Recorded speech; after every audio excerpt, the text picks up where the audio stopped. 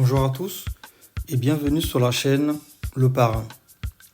Aujourd'hui, nous allons aborder un sujet sur lequel on a tous déjà été victimes ou auteurs, que ce soit de façon volontaire ou involontaire. J'ai nommé l'influence et la manipulation. Don Corleone, aka Le Parrain, dans sa phrase célèbre disait « Je vais lui faire une offre qui ne pourra refuser ». Le jeu de l'influence et de la manipulation est quasiment présent dans toute notre vie. Il est parfois présent dans les relations professionnelles, amoureuses, dans les business et même dans certaines religions. Avant tout, il est important de savoir que les techniques d'influence et de manipulation sont sensiblement les mêmes. Il s'agit de techniques de communication visant à modifier le comportement d'un individu ou d'un groupe. L'unique différence entre ces deux notions est l'intention. À travers le livre L'art de la persuasion de Robert Cialdini, il existe plusieurs points d'influence et de manipulation. Dans la suite de ce partage d'informations, nous allons explorer 3 points de manipulation, à savoir le compliment, la rareté et l'apparence. Premièrement, le compliment.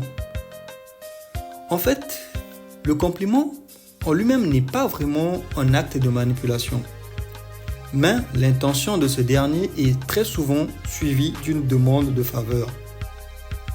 Car l'idée que quelqu'un nous apprécie peut, par le sentiment de sympathie qu'elle suscite, être un procédé de persuasion diaboliquement efficace. C'est pourquoi nous entendons souvent ceux qui veulent obtenir quelque chose de nous dire des choses flatteuses ou proclamer leur affinité avec nous.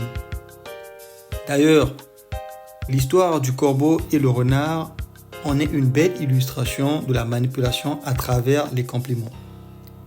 Il faut donc faire attention à ce qui vient derrière les compliments. Deuxièmement, la rareté. Contrairement aux compliments, la rareté est par défaut un critère d'influence et peut déboucher à la manipulation parfois inconsciente. La rareté est une technique qui est souvent présente en économie dans le système capitaliste. Dans ce contexte, plus un produit est rare, plus sa valeur s'apprécie et plus son prix augmente. Cette notion est d'ailleurs définie par la loi de l'offre et de la demande. La rareté peut être utilisée dans plusieurs domaines. Dans les relations humaines, par exemple, on va plus désirer à revoir une personne qu'on a rarement l'occasion de voir que celle qu'on voit très souvent. Donc, une personne peut se faire volontairement rare dans le but de se faire désirer et donc de manipuler sa cible. En troisième point, l'apparence. Il est bien connu que la beauté représente un avantage dans les relations sociales.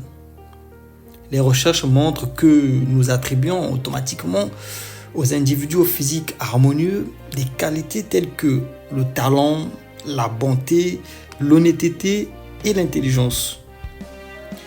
De plus, nous faisons ce jugement sans nous rendre compte que l'apparence physique nous influence.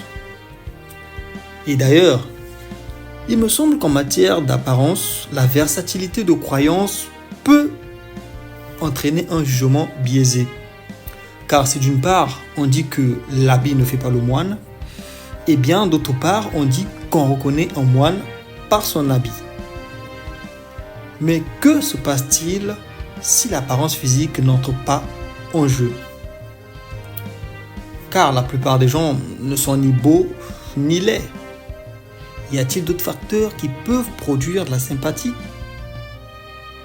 Oui, bien évidemment, il y en a plusieurs. Et l'un des plus influents est la similarité. En effet, nous aimons ce qui nous ressemble.